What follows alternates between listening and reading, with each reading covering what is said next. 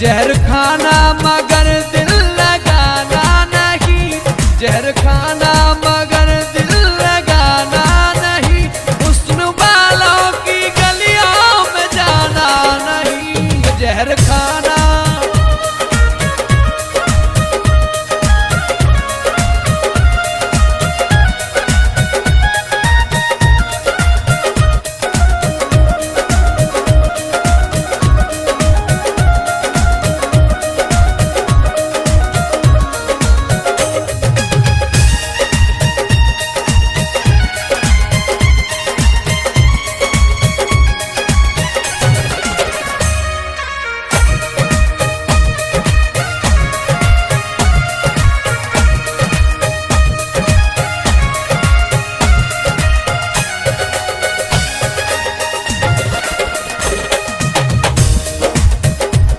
दिल में प्यार का दीपक जलाना नहीं, इन हसीनों से गलियों में जाना नहीं।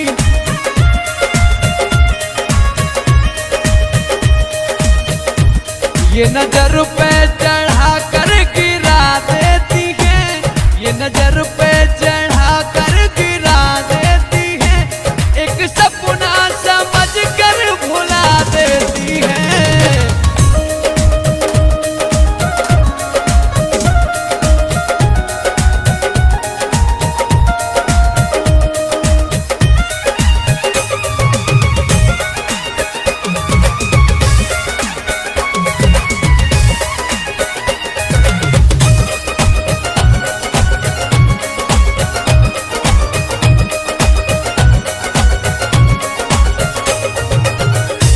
इनके कहने में बिल्कुल आना नहीं, इनके कहने में बिल्कुल आना नहीं, हुस्न वालों की गलियों में जाना नहीं। जहर खाना मगर दिल लगाना नहीं, हुस्न वालों की गलियों में जाना नहीं।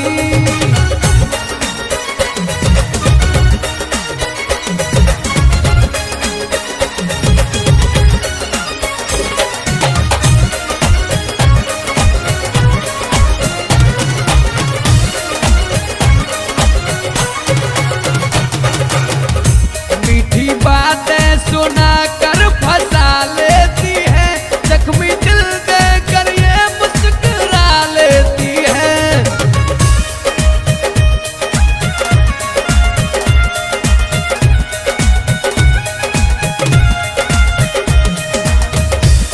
अब शमा की तरह दिल जलाने नहीं, हुस्न वालों की गलियों में जाना नहीं। जहर खाना मगर दिल लगाना नहीं, हुस्न वालों की गलियों में जाना नहीं।